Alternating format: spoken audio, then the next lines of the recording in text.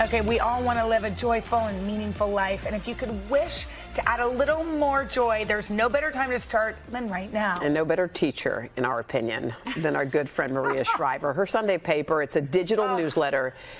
It inspires readers to find their passion and their purpose, and she's here with some advice on goal setting and maybe actually sticking with them. Yes. Maria, I mean, we'd love to talk to you anytime, but this time of the year especially, because I feel like this is the time where we all want a reset. I think sometimes if we think about a reset or we want to change our lives, it's overwhelming, right? It's too big. So if you can just start with small things, visualize what you want to change, and then make small steps towards going towards that vision. But I heard you say in the intro, you know, you want your life is good, but you want it to be a little bit better. And somebody gave me a great quote this year that said, "Don't trade happier."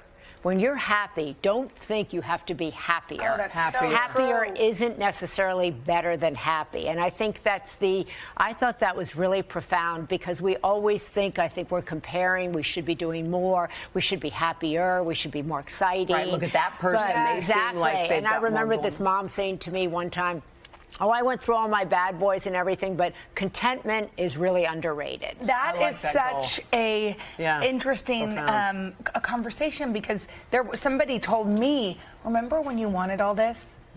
Remember when you wanted kids? Remember when you wanted the husband that is kind and supportive? Remember when you wanted to sit next to Hoda, and here you are. So how, for any of us that maybe are running around and not focused on what we already have, what are some tips? I can only tell you kind of what I do. And so I have a routine in the morning, which is really important for me, which really centers me. It's centering prayer, it's meditation. I do expressive writing a lot, which I've learned is really helpful to just get stuff out of your body. So what does that mean? You just write? I write about anything that's on your mind? I'm feeling really bad right now. I feel anxious. I feel afraid. I have a lump in my throat. I don't know what it is. What is it, Maria? And I write to myself, and then when I'm finished, it's finished. It's out. It's out. Yeah. I think a lot of people are searching for more meaning in their life. You know, I think sometimes you go through lists and you Certainly go through in their jobs. And in their jobs. Big. Yeah, I think that's a big one, because I feel like sometimes we go about the tasks of life. Right. And then it's Friday, and then maybe you'll have one fun night out, and then you're back to it, lists and tasks and things to do, and you're sort of missing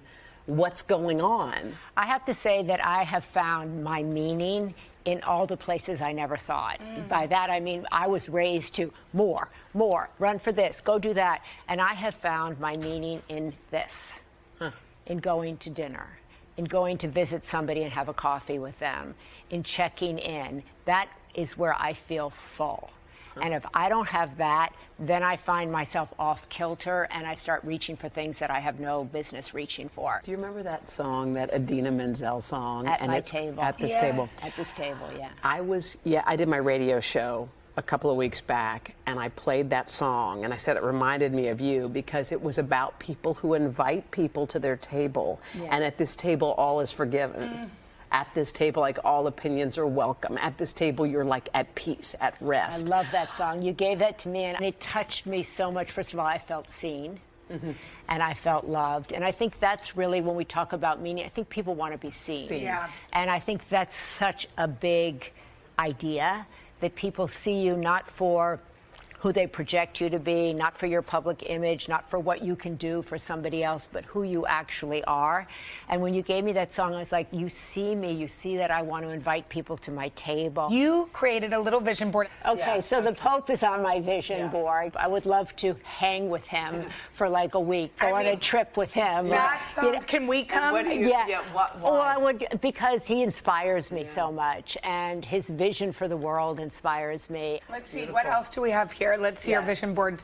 What else? So What's in you there? want create more time with your family, more moments. So my kids are my everything, but they're all adults. So it's challenging adult children to wrangle them, to make sure, you know, you're still connected with them. I always look for moments to make sure they're at the table and that I'm in their lives, knowing what's going on in their lives. And they love, by the way, one of the best places they love to be is with you. Yes. It's like you're never convincing them. Table. They're always like raising their hands. Mom, I'm coming over. Yeah, and the last one is more love. But I think many of us, I speak for myself, have struggled to feel love and allow yourself to be loved in life, and I didn't grow up with that message, and so that has been a lifelong challenge for me, allowing myself to be loved. And so I would like to allow myself to feel love, whether it's, you know, my kids giving me a card or feeling what that feels like, or a friend calling me, or even somebody to sit in an Adirondack chair next to me and hold my hand. Oh, thank you, Maria. Hey, thanks for watching our YouTube channel. Find your favorite recipes, celebrity interviews, uplifting stories, shop our favorite deals, and so much more with the Today app. Download it now.